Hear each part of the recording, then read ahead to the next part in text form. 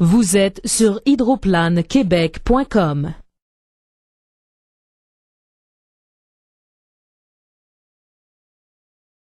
Vastly different conditions here at Lake Karapiro.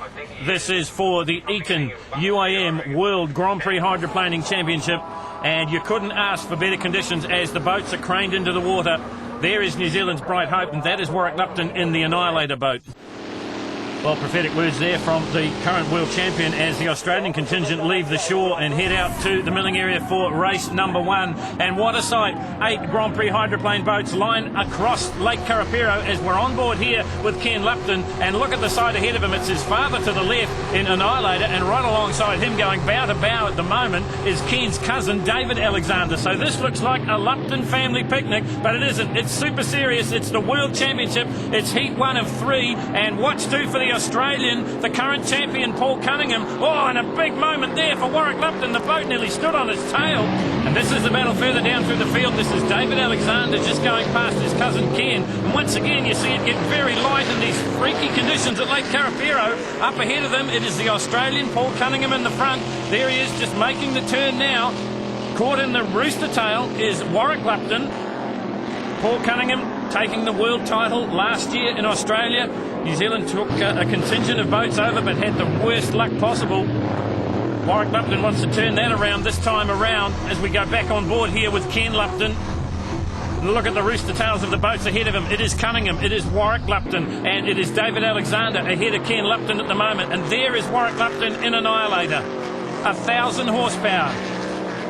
And using it all here at Karapiro. And you're on board here with Warwick in his Chevy-powered hydroplane. You get a good look at the instrumentation as he works his way down the course and up into the top turn. He's currently in second place. It is the defending world champion out on the front. Remember, there is a huge contingent of Australians here. We know their racing pedigree. We know how hard it is to beat an Australian. Well, Warwick Lupton's got a bit of a job ahead of him. And there's some bad news here because it is one of the boats coming to a halt, and that is David Alexander.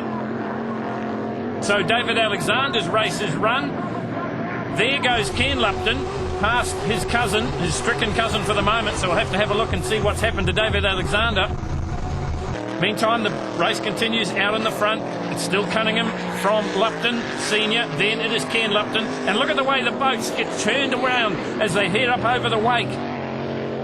These boats love the ideal flat conditions. They hit speeds of around about 170, 180 miles an hour. That's what this man will be doing here. This is Paul Cunningham from Australia as we go back on board with Warwick Lupton. And I think maybe the Kiwi is starting to catch the Aussie. So we might see some drama in the closing stages of this. Heat 1 of 3 to decide the Eton UIM World Grand Prix Hydroplaning Championship. And it's the Australian, the defending champion, Paul Cunningham, out on the front for the moment.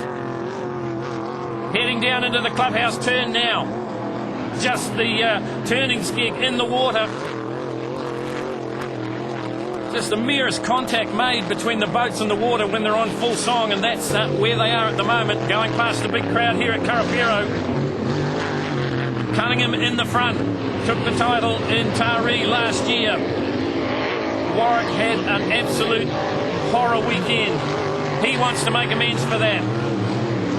Cunningham leads it. It is Lupton in second place. The boat on your screen is Dragulin. This is Tom Heffernan from Australia. Now this is the unofficial Annihilator 4. It's even got that written on the boat. But he's an Australian, currently back in 5th place. So ahead of him, it is the top Australian, and that is Cunningham. And Cunningham is slowing. Oh, there's a problem for the defending world champion, and Lupton slips up the inside and goes through. Well, he'll take a win any way he can get it, and he's been gifted it now because Paul Cunningham in GP55 is dead in the water, and Warwick Lupton will draw first blood in the World Championship and claim heat number 1. It'll be his son in second place. It'll be Australia's Bobby Fisher through in third, and another Australian, Tom Heffernan, in 4th. Paul, bad luck. Absolutely, about 200 metres to go. I could see the checkered flag. She was out. Didn't quite have a smile on my face yet because I was negotiating some really rough water out there. She was really rough, but looks like gearbox has just let go and she just free-revved and she was all over. That's really going to hurt your chances because this 3-heat deal, you really need to finish them, don't you? I got to win the next 2 now, and I'm going to be on the outside pole, so well, lucky the other engine's a little bit got more horsepower, but the other gearbox is a bit dodgy too because we found a problem with it last night, so we thought this was a brilliant one and we're going to struggle, I think. Did you actually have the speed to run him down? Were you foxing, or was he getting away from you? Well, it's hard to say. Like, we had plenty of speed there, and like trouble is to stay on the gas in those water conditions. I think we were first to the first turn by quite a bit, so yeah, we've definitely got the speed there. But it's 3 heats. Maybe he's got more left too. Reliability will be a big key factor of this. It's 3 races, and at the end of the day, I think the boat left going that'll finish 3 races probably will win. That may be you. Oh, I'd like to think that, but nothing's ever that easy.